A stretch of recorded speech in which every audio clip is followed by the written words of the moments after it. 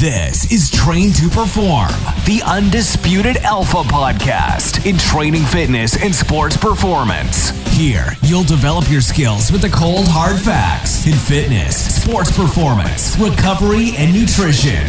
Real, tried and true, evidence-based facts that have been proven to move you faster, move you stronger, and move you forward. Now, here's your host of Train to Perform, Julian Sisman. Hey, what's going on, guys? Welcome back to the Train to Perform podcast. Today we have Michelle Arent.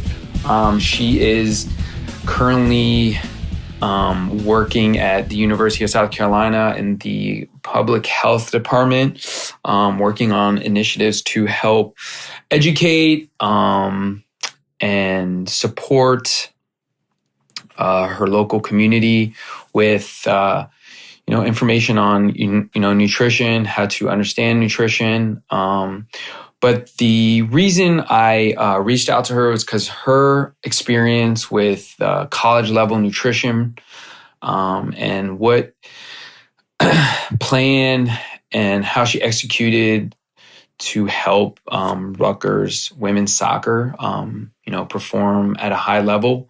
And what impact she made on the young girls' lives, not only then, but for their future. So I hope you guys enjoy this podcast. Again, Michelle Arent. I've been around female, I'll say athlete, even in the physique world, even though I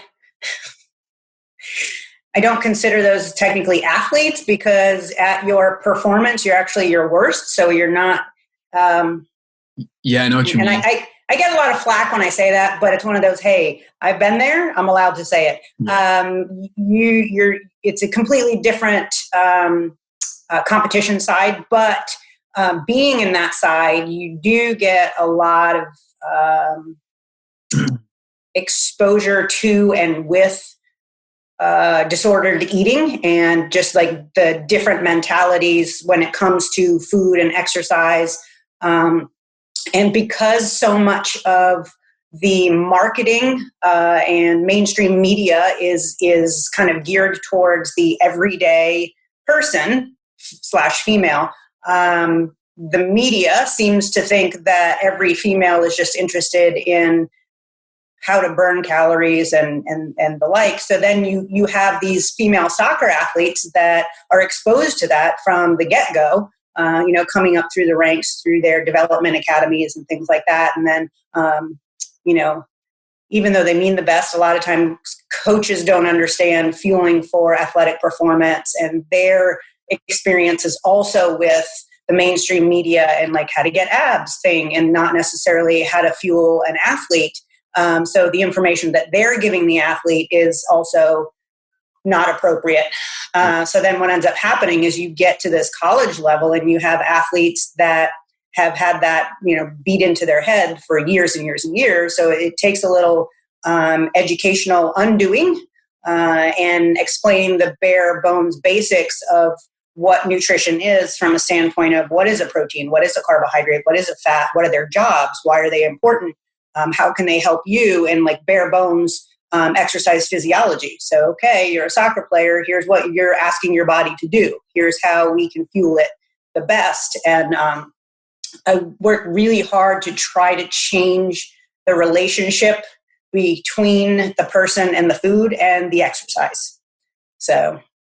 Yeah, I mean, and that's the thing. That's the thing I see. Even you're in the college realm, and it's like you said, I see it all the time with young girls. Like here, I'm in the DC area where soccer is big, extremely competitive, and the idea of like wanting to play D1 college soccer is it's top of mind. And I also think that not only is nutrition an issue, and this is obviously a whole nother topic, it's like, for these kids to understand that like they don't need to, kill themselves every single day. And then, then they build this relationship with food, as you said, like oh, if I like crush myself every day, like I can eat whatever I want, or, that's also another issue. Yeah. On top of like, I'm not going to eat a lot of food because I worked out so I can look like this. So like, there's so much like bad information. And it's funny because like, I'm no nutritionist, but like when I try to educate these kids on like eating and what they need to do, and I get responses of like what's going, like I get responses of like, oh, I'm like intermittent fasting and I'm training to play soccer. I'm like, absolutely, what? Absolutely, or I'm going to be keto, and you're like, yeah. But again, it's what it is it's the media that they see, but then it's also influence of parents. So parents don't understand. Mm-hmm. So now I've just got parents just don't understand in my head. DJ Jazzy Jeff is singing. And I really just show my age there. But anyway, no, but they don't understand that kids are not mini adults. Yes. And the parents need to understand that while something that may be appropriate for the parent who wants to eat healthy or do whatever is not appropriate for the soccer athlete. I get that all the time. I've had parents tell me, their son was playing in a tournament, a youth soccer, high level youth, but he was playing in a tournament. And they wanted him to have a salad in between games. And I'm like, you know what? Hey, that's really cool. Salad is very healthy for you. Not appropriate for what we need him to accomplish in between. Can he have a little salad? Sure, but maybe not make that the crux of what he's eating. Yes. He needs a whole lot more nutrition that can get in pretty quickly to help him recover and repair and be ready to go again. And the salad is not going to do that. Mm. Or I've had people tell me, we talk about Gatorade or some type of sports drink or something. Oh, Gatorade is sugar. And I was like, yeah.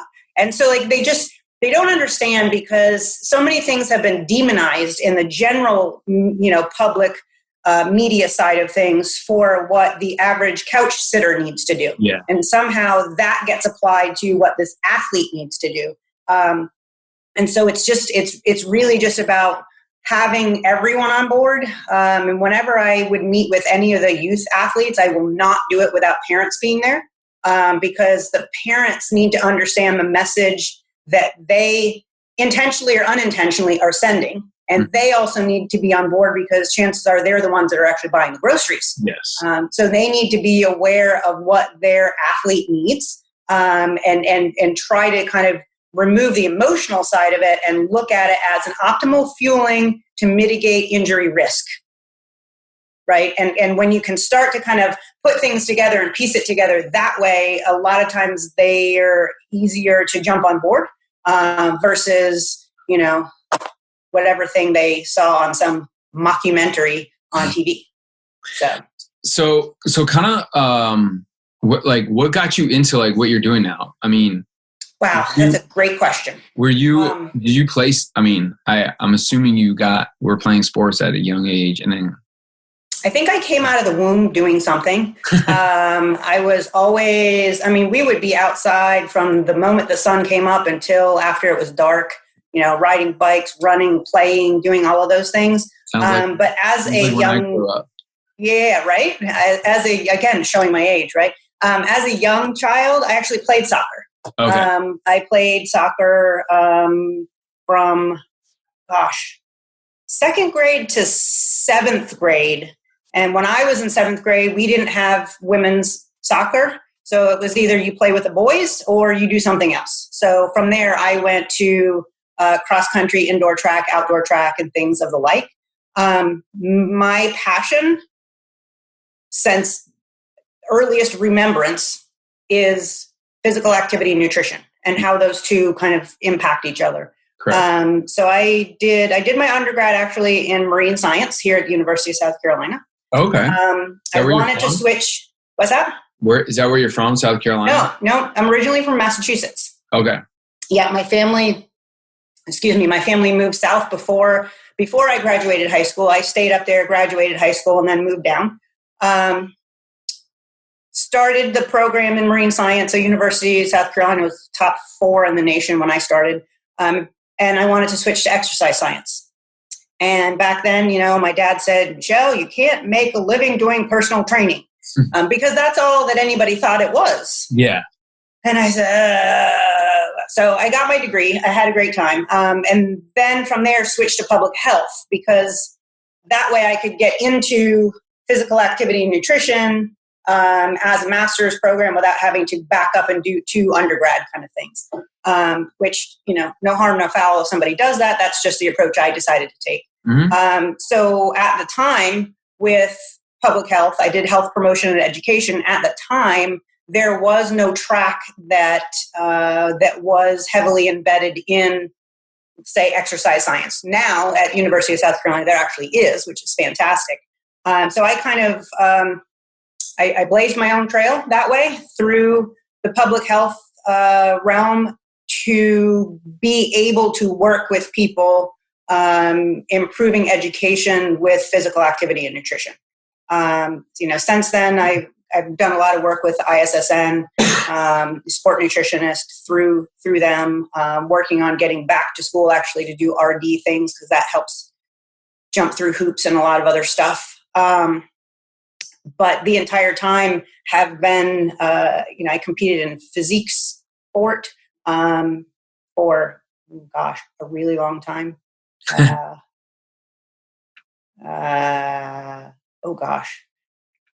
20 years, 18 years, a really long time. Like bodybuilding type stuff? Yeah, I did. I started with fitness when fitness first started and then kept going. And then through some injuries came back into figure and did pro figure for a while and stuff like that. And that gave me a lot of experience in dealing with people that do have disordered eating patterns. Mm-hmm. That was also one of my, it sounds odd to say, but one of my most favorite subjects in school was working with folks with eating disorders and obesity.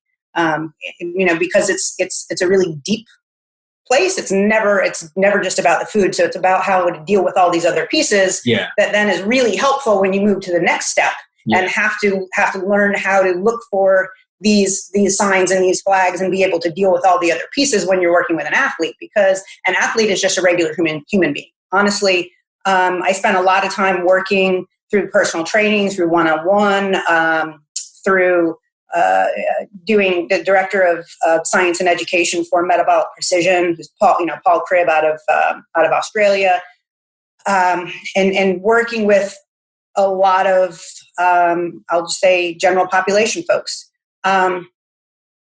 Working with collegiate athletes was never anything that was on my radar. Yeah. Because I felt that, and this was my perception at the time, I felt that I could make a bigger impact with general population folks and that perhaps those higher level athletes weren't as interested. I was wrong because, like I said, those higher level athletes are human beings. And, when I started working with them, which is another interesting little story, I realized very quickly that those athletes, while we ask them to perform at a very high level, they don't have even the most basic nutrition knowledge as far as what is a protein, what is a carbohydrate, what is a fat, what do they do, and why would I need them? So I was very excited to be able to help them educate themselves so that not only could they perform as an athlete in the collegiate setting, but now when they leave college and they go on to do whatever it is, they have that knowledge to help them in every facet of life. Right. Yeah, I totally agree with you. I mean, I've been playing soccer since forever. And I, again, like I've had a number of conversations about the nutritional education that our education system provides to our kids, or students, which is basically zero. Yeah. And like I said before, I'm no nutritionist, but I've educated myself enough on nutrition and things like that. And you're right. Like a lot of these kids just don't get it and they just eat what tastes good. And instead of picking things that are going to fuel them for the demand of the sport. Yep. And I think a lot of kids get misinformed about, especially protein and carbs and like, fats, like, with soccer being a very, high intensity sport, like, I'm not saying for 90 minutes, but a decent amount of time. I mean, under fueling for carbs, like if you're eating more protein and fat, like you're just asking for like a disaster on the field. Especially in a collegiate setting when you've got like a Thursday, Sunday, Friday, Sunday match schedule. That's ridiculous. Yeah. I mean, I played at Ohio State, so I know the level it's, and I've played and I've tried out for pro and I know the level, the intensity, like it's not like there's no timeout, unfortunately. Now, did you guys have a sport nutritionist at Ohio State when you were there? No, it's crazy. So when I was there, I mean, I think we did, but like it was one of those things like you had to make an appointment, like have the conversation. Yeah. But what I think changed was, and you probably have more information about this than I do, since you've been in the collegiate sports for a while.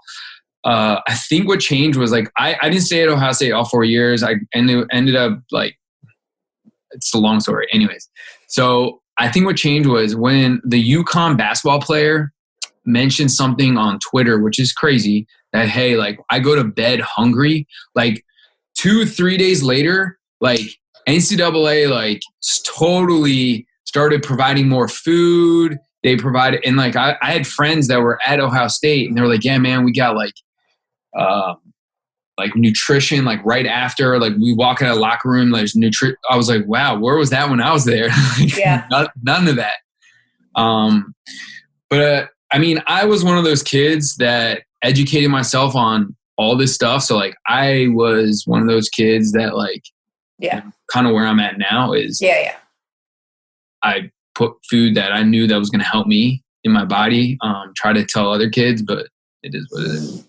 Yeah. Yeah. It's, you'll get, one or two of kids like that on a team, which is helpful. Mm-hmm. I kind of fell into the collegiate sport setting backwards, because Sean had been working with them. He started working with the men's team, and then they brought him on for the women's team because of all their ACL issues and things like that. And I think it was about 7 or 8 years total that he had been working with them. But slowly, 1 year after the next, they'd make a little more change, a little more change, a little more change. And then 1 year it was, hey, why don't you guys just come over, talk to Michelle with some nutrition stuff. She can help you out. And so we set up, it was just a 2-time sport nutrition, I'll say, presentation that I did for them. And it was a eye-opening thing. And then it turned into, oh, hey, you know what? She could actually do your strength and conditioning too. And then you would have one person dedicated to one team for strength and conditioning and also sport nutrition. So that opened the door then for the athletes to know I'm available to them whenever. They could shoot me a text, ask me some random question, call me up, whatever. We could set up one-on-ones. We also set up a series of different team presentations that I would do for them, especially when the freshmen came in. It was also one of those, hey, dorm room nutrition and this and that, and how to make sure that you eat around class time, and just tips and tricks, and really just trying to build rapport with them so that they knew they could come to me with whatever. Because prior to that, like I'm sure you experienced, there was a nutritionist, but it was mainly football. Right? You got one person for football, and then you've got one person who deals with 800 other students. Yes. Yeah. And that, honestly, it doesn't work well. It can't. And that poor person, I don't even want to know the stress that they feel, because for me to have 32 people coming to me is kind of a lot, especially when you're invested in it and need to give your all to each and every one of those. It takes time to build that connection and trust and rapport, so that this one person and this one person will start to, give a little bit more buy-in to what you're trying to get them to do to change. Right. And you you can't just do it as a team thing, because everybody is different as far as what they want. I had one girl who ate nothing but carbohydrates. I have, one person that ate nothing that included carbohydrates, right? And then you've got all these people that don't eat, right? So it's, you can't, while you can give the same general information as far as here's this thing, here's its job, here's this thing, here's its job, you need to tailor the message to the person. And a lot of times, depending on the person, if they're sitting in a big audience, they're not going to hear what you're saying directly to them. Mm-hmm. And they're also going to be less likely to raise their hand and ask a question, especially early on in building this kind of rapport and safety as a team, especially if it's, say, a team captain who mm-hmm. people look to for mm-hmm. guidance on and off the field. That person now doesn't want to say, hey, I don't understand what you're saying, right? Because they're looked to for answers. So they don't want to make it look like they don't have the answer. So kind of being available on a team setting scale, but then also on an individual, private, yeah. Hey, you know what, this is between me and you and no one else kind of thing, is important. And I think we are doing a huge disservice to athletes, not providing them with qualified individuals to be able to do that with. Yeah, I mean, I 100% agree with you that having like one person for all non-revenue generating sports is, yeah. I mean, to me, honestly, I think NCAA can afford it. I think it's a crock that just because they're not bringing in money, like you're not going to give them the same service as like some other athlete. Because I mean, at the end of the day, like money's coming to the school somehow, yeah. because of that kid. Yeah. So yeah, I mean, and that's, I mean, I think personally, like, I think it all starts, when we're young and when we're, in school and the environment that we're in as a young kid, growing up. I mean, obviously, like you said, everybody's different. Everybody comes from different backgrounds. Each background has their own way of eating and, philosophy. I mean, I'm half Turkish. So like, you go to the grandparents' house when you're young, it's like they like throw everything at you as far as food goes. And you're just like, yo, pump the brakes a little bit. Like, yeah, like, so, I think educating when they're young, like anything else, I think will help them as they get older. It's just, obviously the athletes are a little bit different because they're burning so many calories. So like, yep. You have no idea what their eating habits are until you get to college when you have that one-on-one conversation with them. And then they like realize like, damn, sometimes, and like, I'll be honest with you, like I've seen athletes, they're like, wow, like I wish I had known that when I was 12, 13 years old. Yeah. Yeah. And we've been very fortunate. I'm sure, you've seen Sean's presentations with what we've done with the team, but we've been very fortunate to be able to have the monitoring system through Polar for them and be able to use that as an instructional piece as far as, hey, look, you just expended this amount of energy. Mm. We need to put that back and we need to hurry up. And so some people are like, really hesitant with that, energy expenditure. Do we talk about that? It's calories, and calories is a bad word. And, my thing is, if we can explain it to them appropriately, yeah, we absolutely need to have that conversation. And what we were able to do is get to the point to where athletes would come over and they'd look at the iPad that Bridget had and say, okay, what did I burn? Whew, that's going to be a lot of food. I said, absolutely. But that's where, like, we can get there. It just takes a little time, and we need to be able to have those conversations, and slowly, hopefully one person at a time, those athletes then, like yourself, can help educate the other athletes on the team. And once, the other members see, hey, this is our norm now. This is how we do things. We have our training, have our game, whatever. Here's our post-workout recovery nutrition. We just do that. So that's what we did. That was the lowest hanging fruit. It was provide them with post-workout, post-game nutrition, and boom, go. and that way kickstart the repair process, and then really throw in the educational piece as far as hammering home what they need to do next. Yeah. We involve the parents because Rutgers, especially women's soccer, their support structure from their parents is fantastic. So they would have, like the parents would have tailgates, but then they would have a food and a cookout for the girls after the game. And so they would provide healthy things. Originally it was like fruit and salad. And then I'm like, I love you for doing that, but let's do this. So I actually provided them with some structure of, hey, here's what this type of food is, and here's why your daughter needs this. Here's why we need this. Here's why we need this. So they changed the structure of what they brought to better help their daughter and the other daughters recover after the game. And so that was a huge thing. Again, NCAA, school and team can only provide so much food for an athlete in and around game. If parents bring it, whatever, it's a whole different story. So just helping them to help the daughters best, and really trying to get more of that nutrition in and around that, the game recovery piece, especially when we have that consolidated match schedule, which is just a whole different conversation. But, it's one of those, we do the best we can do with what we have, and, knowing we can't change when games are, it's like I tell them, I guarantee you the other team is not paying attention to this. Yeah. And at this level, everybody is good. So if you really want to be better, you have to pay attention to the other stuff. And so.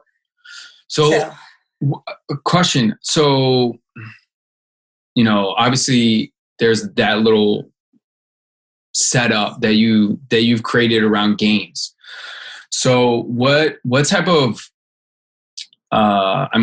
again, it could be meal plans, but like, I'm sure you don't use those. I'm sure you never gave an athlete a meal plan. So, on a normal day, go to school, wake up, go to class, go to practice, like what's the setup for like a kid, or the girl like that, is on their own, and like mom and dad are not there on those game days. Like, what kind of guidance do you provide them that helps them, make sure they're hitting their numbers, making sure the calorie count is up pre-practice, after practice, just so like it's not like fluctuating too much as the week goes along and they're kind of like not going to hit a wall like once the game comes. Right. And the one thing that you said that really is a challenge, especially for the younger athletes, is that mom and dad aren't there cooking your food for you, right? So they have to figure out how to navigate campus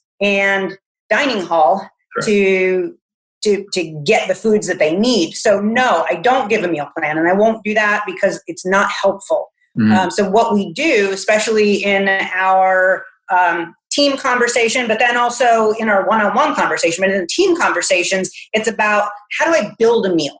Mm-hmm. So like what blocks do I need in that thing, depending on where I am in the day?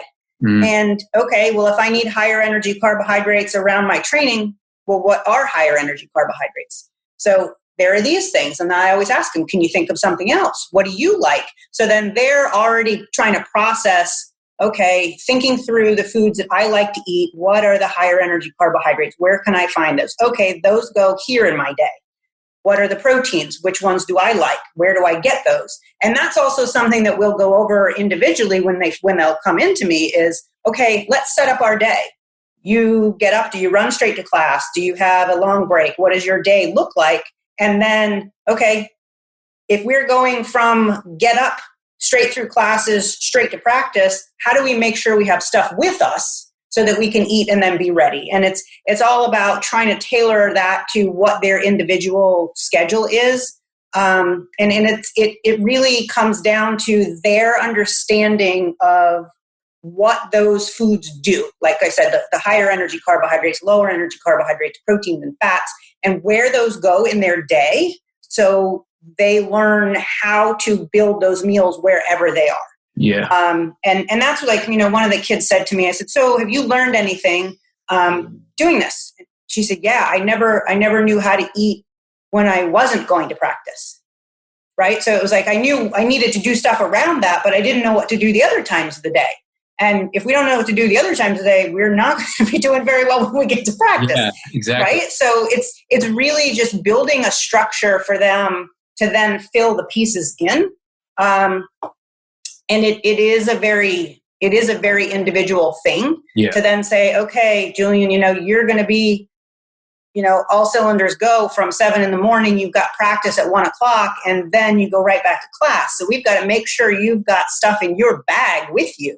And so that's where the dorm room survival guide kind of came in. And we put things in different categories: higher energy carbohydrates, lower energy carbohydrates, proteins and fats, and things that didn't require refrigeration, or things that would fit very easily in a dorm room refrigerator or something like that, so that they would know, how best to try to attack this thing. And some of it was also, okay, let's pull up the menu of your dining hall, because Rutgers had a really great website where they had all of the different food options that were going to be at this dining hall or that dining hall during the week. And you could click those foods and it would tell you how much protein, carbohydrate, and fat. And, not that we wanted to get bogged down in numbers, because I don't want people just sitting there counting things. But it was an awareness about, I need to get about this much around this time and kind of go from there. So they were able to kind of use that piece to also navigate. Did I want to go to this dining hall? I'm going to be near this one. What can I get there? Because a lot of them don't have any idea. Yeah. So. Yeah. I mean, that's so true. A lot of them just kind of eat whatever is good. Because I used to watch it all the time. Like when I was, playing, and you go to eat with the kids, they just kind of ate whatever looked great. And you're just like, I don't know if that's really what you want to eat right now. But okay. Yeah. And so even on the road, so how's that? How do you guys tackle that situation? Because obviously, I know exactly where you're thinking. It's like, we would go to these random restaurants. Yes and no. So I am very, very fortunate that the coaching staff of the Rutgers women's soccer team is 1,000% on board with doing everything they can to support their athlete as a human being on a health and wellness perspective. So they would, ahead of time, hey, we're playing Ohio State, whatever, we're traveling there. Here's a bunch of restaurants that are going to be around this area. Which ones do you think we should look at? And so we would, ahead of time, look at the menus from the restaurants. We would have things picked out ahead of time for delivery to hotel. And the kids could pick what they wanted, but then you're guiding their choices a little bit with the restaurant that you're choosing. And the kids too, they would come to me, oh, Michelle, I really want ribs. And I'm like, okay, maybe not the best option for this meal. What's your second choice? Steak. I'm like, that's fantastic. Let's go with that. We'll do the ribs a different time. Right. And so it's also having them understand, I'm not the food police. I'm here for you. I want you to have what you want, but we also want you to perform well. So let's make a deal here. Yeah. Let's do this one over here and then this thing over here. So on the road was honestly a little bit easier sometimes than at home. Also because you're on the road, the team can provide the meals more so than if you're at home. So if you're at home, you get that like one pregame meal or one postgame meal, whatever it's going to be, or, both of those things.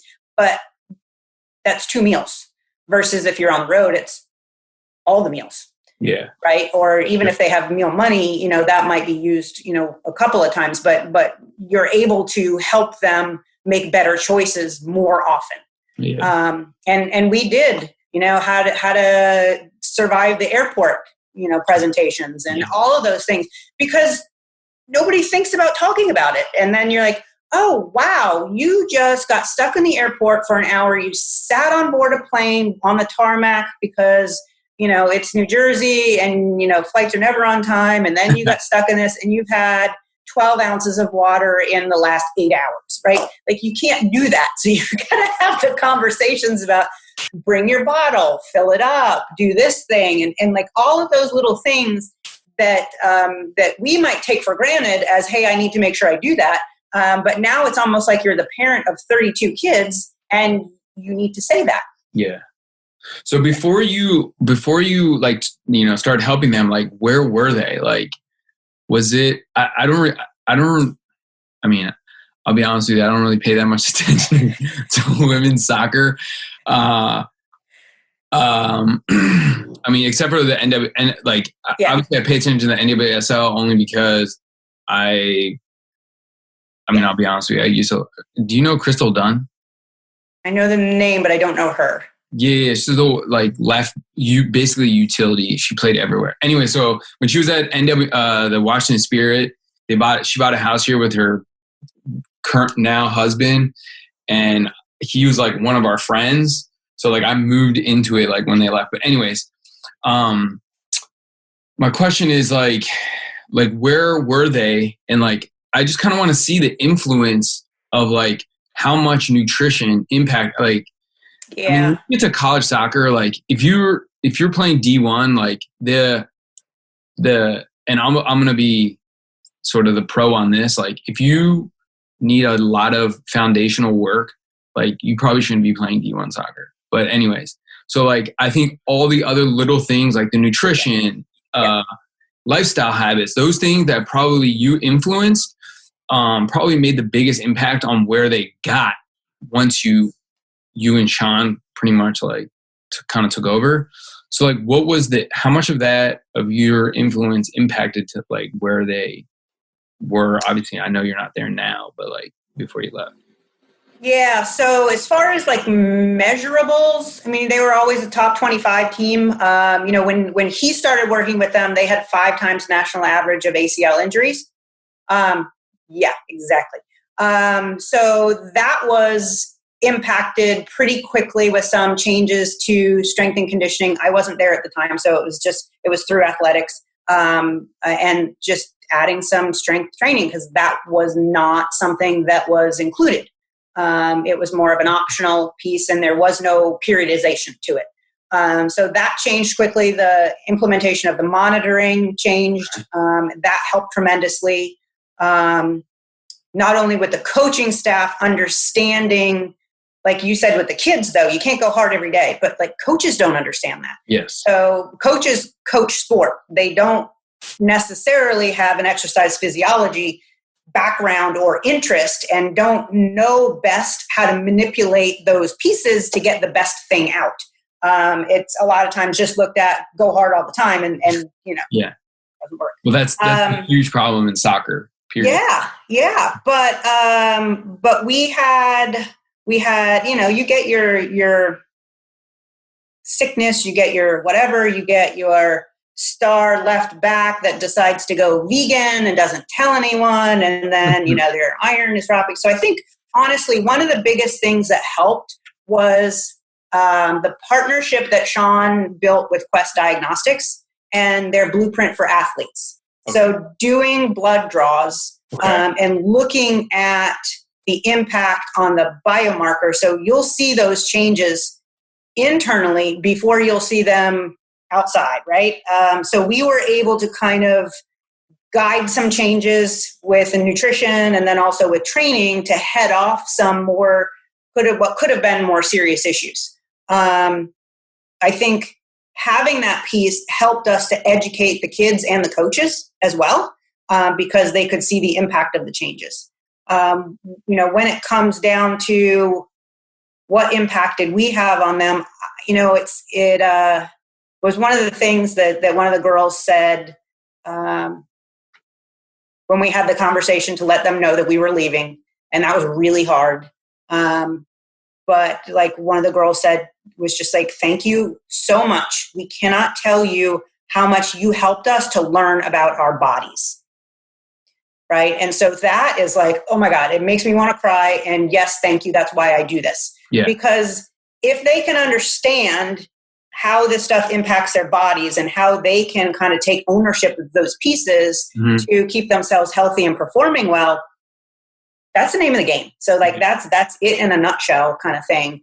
And it's just little things, little conversations about how to, the post-workout, post-training, post-game nutrition. And it was, get it in your mouth now. Okay, here's what you do next. Okay, here's what you do next. And having them see and feel the difference in how they felt when they were able to perform well. We also tweaked in-game nutrition, making sure that they had carbohydrate availability, because, we may have tied the NCAA double record for number of overtime games in a year at 11. And to be able to play that many minutes repeatedly without injury says a lot. Yeah, no, that does. So that's huge. What, so you brought up something I've been thinking about. So you said that you developed a relationship with Quest Diagnostics. So obviously, question is what, besides blood work, what other sort of tests did you do? Was there any type of body composition? Yeah. Was there a resting metabolic rate? And when it comes to the blood test, what are you guys what test or what exactly are you looking at? Are you looking at vitamins? Yeah, sure. Things like that? So we had part of their testing protocol, just as a team, was conducted 4 times a year. And it consisted of body composition, VO2, and vertical jump. When I came on board, we added in strength testing. That's something that they may or may not have done with athletics. I'm not sure. But what we were able to do then is give that information to the athlete as their own progress report, basically. So now we've got testing. Let's say we've got preseason testing, you've got immediately postseason testing, you've got testing in January-ish when they come back, and you got testing in the spring. So that helps me as a strength and conditioning person to also program their training specific to them throughout the year based on where they are. We can monitor any changes in body composition to also then say, okay, we may or may not be recovering appropriately. And that's how we kind of have that conversation with them, because you're not really allowed to, at least Rutgers, you can't tell them what their body fat is. You can't communicate that to coaches and all of those sensitive things. But we just let them know, hey, we're looking at lean muscle mass. I need to make sure you're not losing muscle. Muscle is your power. We need to make sure that we keep that so that you're powerful through the season, so that you're not getting injured and all of these things. And again, it goes back to building a good relationship with that thing, right? So that like the food and the exercise, also the body composition, it's not a bad thing. It's muscle. We got to look at that so that we can see changes over time. So those 4 time points over the year, but then over the course of 4 years. Yeah. So we can see, is that athlete doing this? Are we going this way with things? And when we started, when I started on board with them with the strength testing, was probably one of the first times over an entire year that we were able to see improvements and then kind of maintain that improvement and keep getting better, all of those time points, versus come in at a certain marker preseason, get better in certain things, and then after the season come back down, and then in spring you're just trying to get back to where you were in season, and then summer. And so it was a lot of this versus we're going here. And so we were able to use that information to show them, here's where you are. When you come back, I'd like you to be here. Here's this, here's that. So that they could also see and tie together the improvements and changes that they're making in their training and their nutrition with the outcome and the performance. And we also had 40, we did the 40 time, we had, 20 splits, we had T-tests, we did other pieces in that as well. But the big pieces that had been there since the beginning with Sean 8+ years ago was vertical jump and VO2. Eventually the body comp was able to be added in, and then strength testing. Did you guys provide summer packet, or was it kind of like you're on your own type thing? If you have available, or if you have access to a gym, like a private gym? No, we had packets, and that was something that I spent a lot of time working on for each individual person. And what we did was also came up with a score for each athlete based on a bunch of different markers. So based on strength, based on nutrition, based on VO2, based on technical and tactical and all of these things. So some of the coaches weighed in on, some of those pieces as well, because I'm not going to rate your technical or tactical ability within the team.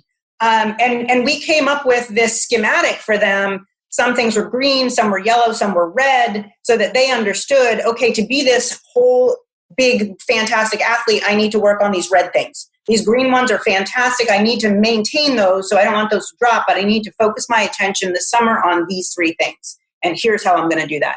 So they had their plan. Each individual person had a schedule of, here are the days I'm going to do this thing. I've got strength training on this many days and speed training on these days. And we put together a really impressive packet for that. And I feel like if people aren't doing that, they're leaving the door open for a lot of loss and improvement, but also potential injury when the kids return.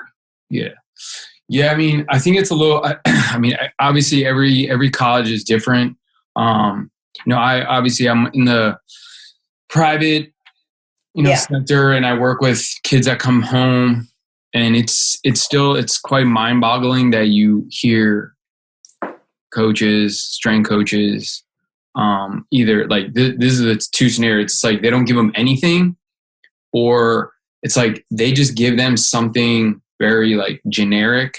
They're like, hey, do this, this is where you, and like some of the stuff I've seen like 10 years ago. I'm like, dude, this guy is like, he definitely went online and like found it and just copied and pasted it. And it's still, and I personally think that it's very important, like your scenario where the coach of the soccer team has an input. I understand that many of them don't know the physiological aspects of it, but it's okay to say, hey, this kid plays wing. He runs all day. Like his workout might be totally different than a defender or a forward or a midfielder that, like the amount of running a center midfielder versus a wing, it's a little bit different, but it's way different than like a forward and a defender where like you're periodically sprinting. And it also depends on how the coach plays the team. Exactly. Yeah. And so that was something, again, that coaching staff was outstanding. And and Mike O'Neill would tell you, he goes, I don't know this stuff, so I surround myself with people who do. And so if he had a question or something, he would ask us. And sometimes he'd still get that coach like, and we'd say, okay, back up. Let's think about that for a second. What do we want to accomplish? How do we best do that? And so we would have meetings with them, make sure that we're all on board, make sure that we're giving the same message to the athletes, a united front kind of thing. And I tell you, we would not have been able to do what we did with the impact that we did if it were not for the coaching staff. Yeah. I mean, I think that's one of the problems. I'm around soccer like 24/7. So I think it's still a problem at all levels in this country. It might be a little different at the pro level, but it's especially an issue at the youth level. Slowly getting better, but it's going to take time. It's just understanding the demands of the sport. It's totally different than it used to be, where it's significantly faster. We have research that says it. And so, you got to be able to adapt. And a lot of youth coaches don't want to do that. And that's one of the reasons why I'm like the soccer SIG is like trying to connect the coaching mainly of the youth to understand that like you guys gotta trust what we're saying to you. You can't think like this is 1994 World Cup where or whatever, where you can just run all day and then have practice and then do that 5-6 days a week. It's not going to work. Right. Especially with like the kids, the demand of like a youth kid's life these days. It's like a whole nother ball game. Yep. So what are you into now? Like, I know you guys moved, totally relocated, obviously back to where you started your schooling. Yep. What are you guys into now? So Sean is actually the new department chair for exercise science here at university. It's the #1 program in the nation. So that's kind of exciting and fantastic. I am actually kind of back to, I don't want to say my roots, but my schooling, health promotion and education. I'm actually working in that department with Dr. Daniela Friedman. She is the department chair over there, and working on a health literacy initiative that she was grant funded. So it's a little different, but a little bit of the same as far as getting people to understand or be able to understand the message they need to understand. So when they go to the physician, having them be comfortable having that conversation with the physician, asking questions, and just making sure that they understand what they need to do for their health. So, it's the same kind of thing, just in different place. A different demographic type. I mean, I'm sure a lot of the people that you're probably not selling to, but educating are more, post-college or older, or is it still like pediatric kids too? So right now, we're kind of in the midst of our initiative. We were about to kind of jump to do something, and then COVID. So we're kind of on hold with some of that, and working with the clinics. And so across the state, so different clinics will have different kind of target populations. Mm-hmm. So it could be a pediatric, it could be a free clinic, it could be cancer center. So populations of all ages, honestly, and just figuring out how best to have them understand what are some important questions they can ask when they go to their doctor's appointment or when they go to the pharmacy or something like that, just to make sure they understand why they need to do what it is somebody's asking them to do. Okay, I understand. So are you educating, I'm assuming, physicians, or are you educating both the physician and the obviously patient?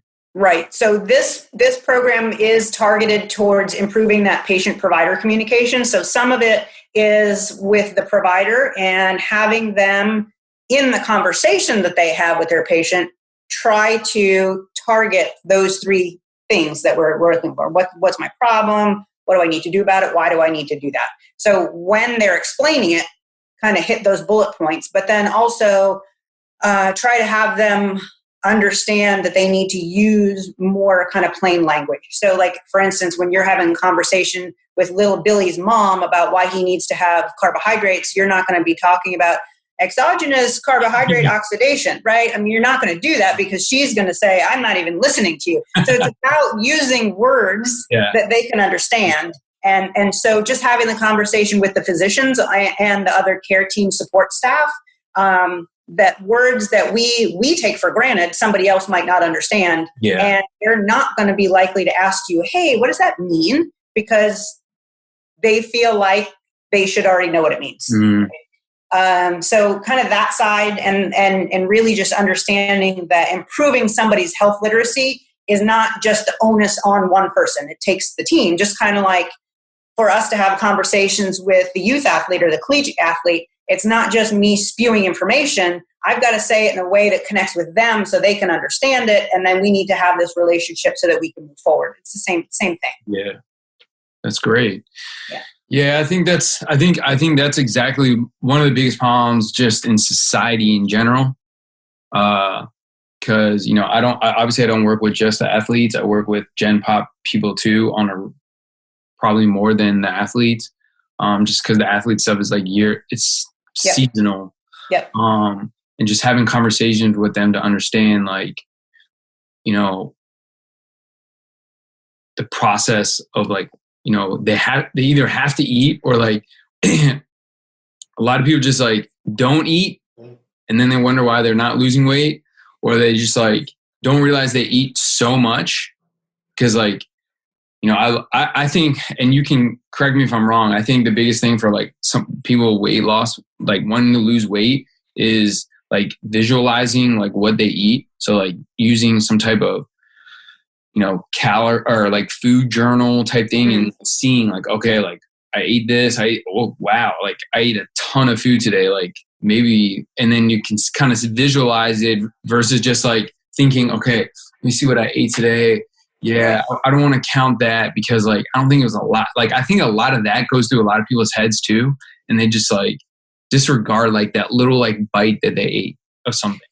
Yeah, it's an awareness issue. And so for people that have, say, tracked food log for a long time, their awareness on a daily basis might be a different place than somebody that's never even tried to do that. And I again, I'm not a big like, got to count everything, got to do this, but we also have to have an awareness. So there may be a time and a place that we might have to do that once in a while. Again, just so you can be aware. Oh, wow, I ate 12 hours straight today. Or, hey, I didn't eat enough. It just, without that data, you can't say one way or another. And so without that data, you don't know how to change what you're doing. And that's kind of how I try to explain it to folks. It's not, hey, that you're going to have to log your food for the rest of your life, but we need to know what's going on. Otherwise, we don't know what to change. So real quick, last question, like talking about under eating, like what's like, obviously I guess it could be two different scenarios, like a skinny person that might be under eating versus like somebody who's like obese and like under eating and like, like, does that ever happen, or is it just like I'm thinking of something that's probably never happened? Can you hear my dog snoring? That's so creepy. Yeah, I heard that. She's awful. So that is not me. That is her. She's snoring. Anyway, so are you asking, is there an overweight? So, like, what's the process of? Okay, so some people like you know probably more than I do. So you undereat. 2 weeks, like some people are like, yo, I only eat once a day. I'm like, yo, that's crazy, but okay. I don't know how you do that. And then they're like either tired or like they're not losing weight. What do you feel like is the explanation there? They're not eating enough. I mean, so do you feel like the body's conserving some type of like, or figuring out a way to like stay alive and like conserving fat, even though they might be working out or whatever? Or like, is it just not just an under eating period? Yeah. So there are a lot of changes that will go on if somebody is under fueling especially for a prolonged period of time. I mean, heck, you can get even some of those changes in a very short period of time. I think it was it Craig Sale and those guys that had even 3 days of 3 days of low energy availability or 3 days of low carbohydrate availability, I forget which it was, showed negative impact on bone health. Okay. Wow. Yeah, exactly. So, I mean, you get a lot of changes that happen that we don't necessarily know happen. And a lot of times we don't see those on the outside, or something terrible doesn't happen on the outside until it's been going on for a long period of time. And so it's a challenge to try to explain to someone that, yes, you may need to have a caloric deficit to lose weight or when I say lose weight, I mean lose body fat, right? Because you can cut your arm off and lose weight, but it's not really what we're looking for. Yeah.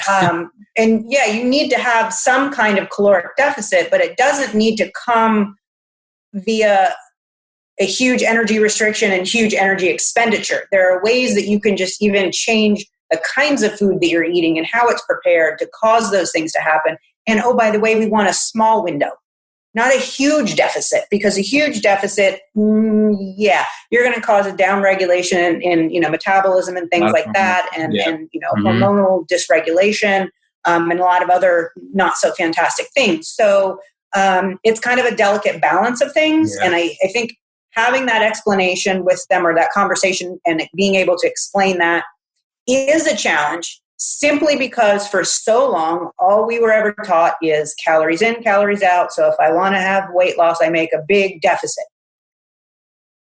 And okay, true. I mean, yeah, except for the fact that when you say that, as scientists, we understand that a lot of other stuff goes along with that. There's a lot of baggage when you do that. Media and other people don't understand that, right? So if we're just talking plain and simple weight loss, yes, make a big hole, go for it.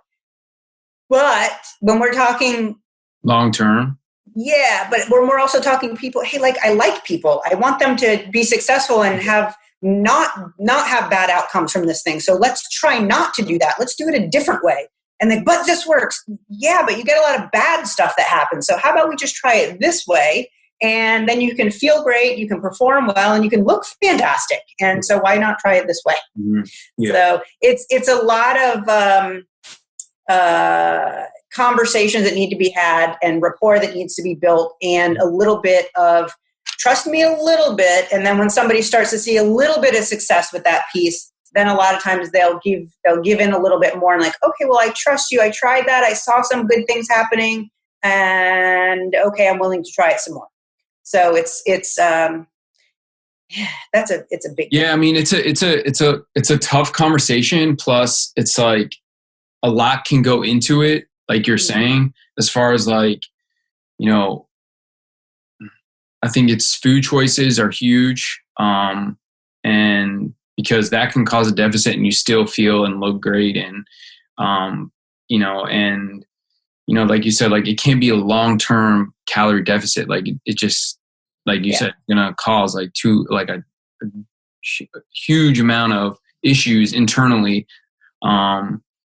And sometimes like, I think a lot of people get discouraged because like some trainers or things that they see online, they just like, it gets like thrown at them. And then they're like, oh my God, like, so many different things are going on and they don't know what to choose from. So they forget. They're like, forget it. I don't want to do this anymore. Like it's too much work. Instead of it's like, it's really a couple of simple things that can change your body like dramatically too. Yeah. Honestly, the same kind of educational tools that I use with athletes, I use with general population folks. Again, they have to understand the difference between protein, carbohydrates, and fat. They've got to understand what their jobs are, how they can put them to work for them. It's not a fight against food. It's how you make it work for you. And here's how we do that. And kind of having those conversations. And the same thing about basic exercise physiology. Like, okay, you want to exercise intensely. Here's how that happens. Here's the fuels for that. So you can fight it all you want, but that's biochemistry, and like you're right. Change it, I mean, it's true, right? So it's about having those conversations and being able to explain it in a way that they understand it and can apply it to what they're doing. And that's when you start to have that breakthrough. And it can't be about just here, hand someone a meal plan, because it doesn't educate them on why they need to do those things and what to do when those foods aren't available. Yeah, especially with Gen Pop, where you know a day you have the thought like, oh, I'm going to work out today, and like the world ends that day because something at work happens, kids, like whatever, and then you don't work out. And so like they have this thought like they're going to do this, but then you know it's obviously it's different than athlete because you know like you're going to practice, you're going to class, boom, boom, boom. So well, look, I appreciate you hopping on here with me. Absolutely. Always great to pick brains and learn from other people that have way more experience.